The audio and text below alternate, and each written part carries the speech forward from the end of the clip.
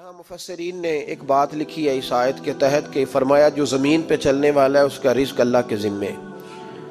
فرماتے ہیں کہ یہ اللہ نے ہماری عقل کے مطابق ہم سے بات کی ہے، ورنہ آسمانوں میں جتنی مخلوق ہے رزق اس کا بھی اللہ کے ذمے ہی ہے۔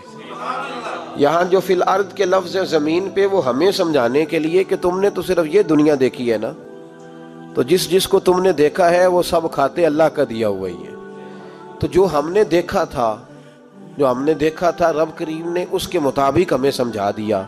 فرمایا کچھ تو تم نے دیکھے نہیں، چلو ان کی تم سے بات نہیں کرتے، پر جو تم نے دیکھے ہیں ان سب کا رزق کس کے ذمے ہے؟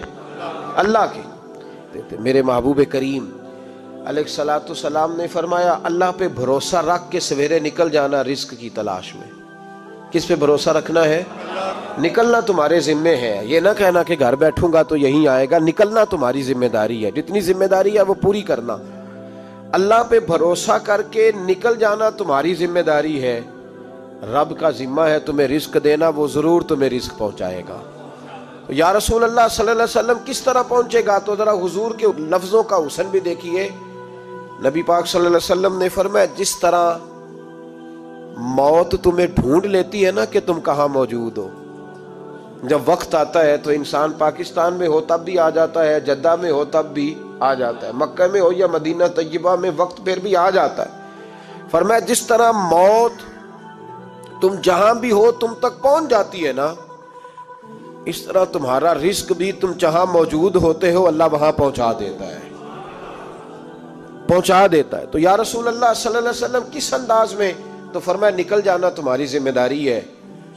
فرمایا سویرے پرندے بھی نکل جاتے ہیں اور شام کو جب لوٹتے ہیں تو اللہ انہیں پیٹ بھر کے روزی عطا فرماتا ہے، حالانکہ ان کو نہیں پتا ہوتا ہمارا کارخانہ کہاں ہے، ہم نے کہاں جا کے مزدوری کرنی ہے، ان کو نہیں پتا ہوتا کہ ہمارا دفتر کہاں ہے، ہم نے کس آفس میں بیٹھنا ہے، ان کو نہیں پتا ہوتا کہ ہم نے کہاں جا کے مال خریدنا ہے اور کہاں سے ہم نے پھر اس کو دوبارہ بیچنا ہے، انہیں خبر نہیں ہوتی۔ اللہ پہ بھروسہ کر کے نکل جاتے ہیں۔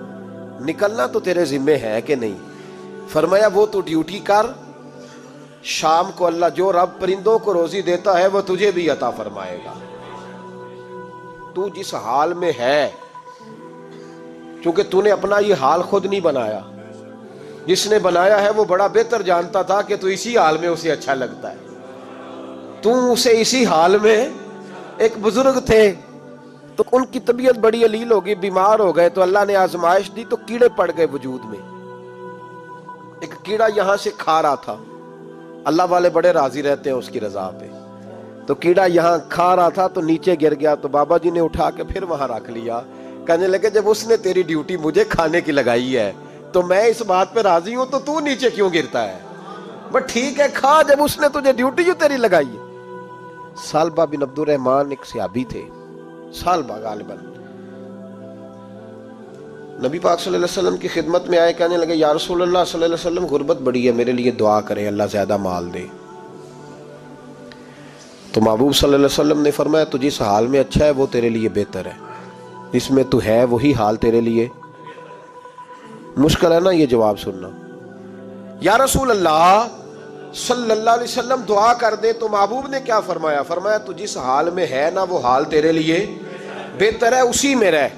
کہ نہیں حضور دعا کریں۔ فرمایا سالبہ تو باز آ جا، حضور دعا کریں۔ فرمایا تو باز آ جا، 2-3 دفعہ کا ضد کی، محبوب نے فرمایا جا پھر اللہ تجھے زیادہ پیسے دے گا۔ چند بکریاں خریدی، اتنی برکت ہوئی کہ بکریوں کے ریوڑ بن گئے، پھر کچھ بکریاں بیچ کے گائے خرید لی، ان کے بھی ریوڑ ہو گئے، پھر کچھ اونٹنیاں لے لی، ریوڑ ہی ریوڑ۔ پہلے 5 وقت مسجد میں آتے تھے، اب فجر اور عشاء رہ گئی۔ پھر مال زیادہ ہوا تو مدینے شہر میں کوئی جگہ ہی نہیں، مدینے سے باہر حویلی خریدی، پھر جمعہ ہی رہ گیا، جمعے کے جمعے آتے۔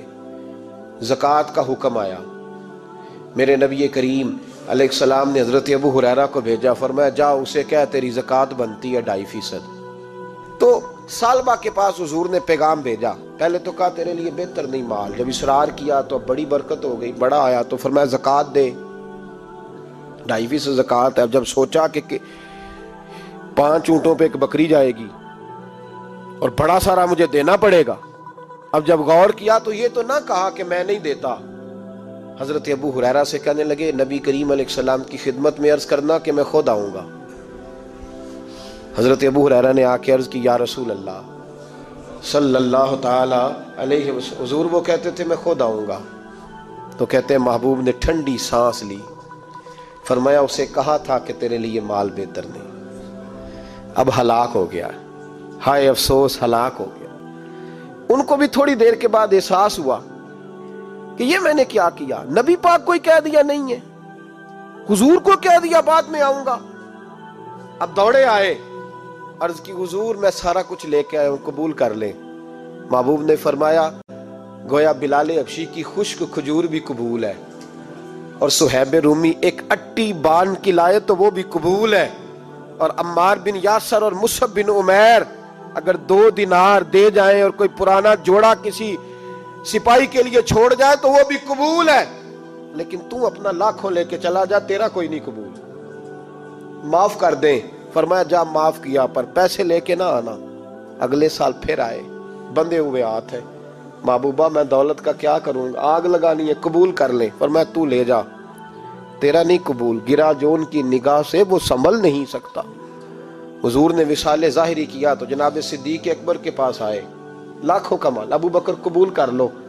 تو جناب صدیق اکبر کہنے لگے اس کا کر لوں جس کا نبی نے نہیں کیا، چل جا، کوئی نہیں چاہیے۔ حضرت عمر کے زمانے میں قحط پڑ گیا، بارشیں نہیں ہوتی، غلہ نہیں ملتا، حالات خراب ہیں، مالی طور پہ بحران آ گیا، غربتیں، مجبوریاں، تکلیفیں، آ کے روئے، عمر میرا قبول کر لو، مجھے معافی تو مل گئی تھی نا۔ فرمایا معافی اپنی جگہ پہ، پر جس کا مصطفیٰ نے قبول نہیں کیا۔ بہت سارے لوگوں کو پتہ ہی نہیں کہ ان کا قبول ہی نہیں ہوا، اور وہ الجھے ہوئے، انہیں خبر ہی نہیں کہ اصل بات کیا ہے۔ فرمایا جس کا مصطفیٰ کریم نے قبول نہیں کیا، اب ہیرے اور جواہرات بھی لے کے آئے تو بھوکے مریں گے، پر اس کا قبول، اس بات پہ راضی رہو جس حال میں اللہ نے رکھا ہوا ہے، اس حال میں راضی رہو۔ یہ جو مصیبت ہے نا دیکھنی کہ وہ بھی میرے پاس، تمہیں کیا پتا، کبھی پوچھ تو صحیح اس سے وہ کس مصیبت کا شکار ہے، جو مالی طور پہ بڑا امیر ہے، تو اس کی طرف دیکھ کے اپنا دل برا کرتا ہے۔ بس جس حال میں رب نے رکھا ہے اس حال میں رہ۔ حضرت عثمان غنی کے زمانے میں تو وہ وصال کر گئے، لیکن بھائی تو جس حال میں تیرا رب تجھے رکھتا ہے اس حال میں رہ، تیری مالی پریشانیاں ختم ہو جائیں گی۔ امام شافعی فرماتے ہیں جن گھروں میں لوگ فجر کی نماز کے وقت سوئے ہوتے ہیں ان گھروں میں رزق نہیں آتا۔ آپ فرماتے ہیں فجر کا وقت اللہ کے دینے کا وقت ہے، اس وقت اللہ بانٹتا ہے۔ حضور صلی اللہ علیہ وسلم کا فرمان ہے نا حدیث میں کہ تہجد کے وقت اللہ پہلے آسمان پہ نزول جلال فرماتا ہے جو اس کی شان کے لائق ہے تہجد کے وقت، اور وہ کہتا ہے مانگو میں تمہیں عطا کروں گا۔ لینے کی باری آئے تو بندہ سمیٹ سماٹ کے اندر گھس جائے۔ ہمارے ہاں یہ ہوتا ہے کہ عشاء کے بعد بچے بیٹھتے ہیں موبائل لے کے، تہجد کا وقت آتا ہے تو ان کی آنکھیں بند ہونی شروع ہوتی ہیں، تو لینے کے وقت تو سویا تھا، تیرا مسئلہ کیسے حل ہوگا؟ بھائی جب کوئی آدمی خیرات بانٹ رہا ہو تو جو پیالہ پیچھے کر لے اسے ملے گا؟ کہتے اس وقت آنا جب میں بانٹ رہا تھا، اب تو کدھر آ گیا ہے؟ مثال دے رہا ہوں۔ تو فجر کا وقت مانگنے کا ہے، تو ساری رات تو گزر گئی گیمیں کھیلتے، ٹی وی دیکھتے، اور جو لینے کا وقت تھا تو سو گیا، تو کیسے آئے گا تیرے پاس؟ تو اٹھے سویرے، بندوں سے مانگ کے دیکھ لیا، بڑی عزتیں خراب ہوئی، فجر کا وقت اٹھ کے جھولی پھیلائے۔ میرے رسول پاک علیہ السلام فرماتے ہیں، رب فرماتے ہیں جب بندے میرے آگے جھولی پھیلاتے ہیں مجھے شرم آتی ہے، کیسے خالی واپس کر دوں؟ تو اس کے سامنے جھولی پھیلائیں سویرے اٹھ کے، رزق میں برکت ہوگی۔ اور پھر ایک اور بات، 5ویں بات، رزق میں تنگی اس وقت ہوتی ہے جب ہم مال غلط جگہ پہ خرچ کرتے ہیں۔ اللہ مال دیتا ہے اپنے فضل سے، اور جب ہم اسے ضائع کریں، مثال دیتا ہوں، میرے پاس ایک شخص نے آ کے کہا حضرت جی بچی کی شادی ہے، یا میرا گھر میں کوئی بیمار ہے، یا بڑی آزمائش ہے، 10,000 کی ضرورت ہے، میں نے تھما دیا اس کو، پھر مجھے بعد میں پتا چلا کہ وہ تو عیاشی کر رہا ہے پیسوں سے، وہ تو چلا گیا کہیں گھومنے اور فلاں ہوٹل میں، مہنگے ہوٹل میں بیٹھ کے کھانا کھا لیا، تو میرے دل پہ کیا گزرے گی اس شخص کے بارے میں؟ بلا مثال و بلا تشبیہ سمجھانے کے لیے اللہ نے مال دیا فضل سے، اور اگر عیاشیوں میں لگا دیا، صوفیاء فرماتے ہیں کہ اگر ایک دھیلا تو حرام جگہ پہ خرچ کرے نا، ایک دھیلا، تو 1,00,000 دینار کی برکت تیرے گھر سے اٹھ جاتی ہے، ایک دھیلا حرام جگہ پہ۔ قرآن مجید کی آیت پڑھتا ہوں، رب فرماتا ہے وَمَنْ أَعْرَضَ عَنْ ذِكْرِي فَإِنَّ لَهُ مَعِيشَةً ضَنْكًا، بڑی سخت آیت ہے۔ وَمَنْ أَعْرَضَ عَنْ ذِكْرِي، فرمایا جب تو میرے تذکرے سے، میرے ذکر سے منہ پھیر لیتا ہے، فَإِنَّ لَهُ مَعِيشَةً ضَنْكًا، تو میں تیری معیشت کو، تیرے رزق کو تنگ کر دیتا ہوں، پھر تیری زندگانی تنگ ہوتی، اور جس کی زندگی اللہ تنگ کرے اس کی کوئی کھول سکتا ہے؟ کہتے ہیں بڑی جگہوں پہ گیا ہوں، بڑی پھوکے مروائی، بڑے دم کرائے، حالات صحیح نہیں ہوتے، تو مسجد آ کے توبہ کر۔ وہ کہہ رہا فَإِنَّ لَهُ مَعِيشَةً ضَنْكًا، اعلان ہے قرآن پاک کا کہ جب تو میرے ذکر سے منہ پھیرے گا، روٹی میری کھائے اور پیسے لے کے عیاشی کرے، مسجد آئی نہ۔ حکم تو یہ ہے کہ جتنی جتنی نعمت بڑھتی جائے سجدے بڑھنے چاہیے، لیکن ہم لوگ سجدے کم کرتے جاتے ہیں، فرض نماز بھی نہیں پڑھتے، پھر رزق تنگ ہوتا ہے، پھر اللہ کے عدل کا نظام چلتا ہے، پھر خرابی ہوتی۔ اس لیے یاد رکھیں قرآن مجید نے حکم دے دیا کہ اگر چاہتے ہو کہ رزق میں برکت ہو تو پھر رزق دینے والے کے آگے جھک جاؤ، پھر رزق دینے والے کے آگے جھکو۔ تو مالی پریشانی کا بہت بڑا سبب یہ ہے کہ ہم مسجد کی طرف نہیں آتے، دین کی طرف نہیں آتے، پیسہ ناجائز جگہ پہ خرچ ہوتا ہے۔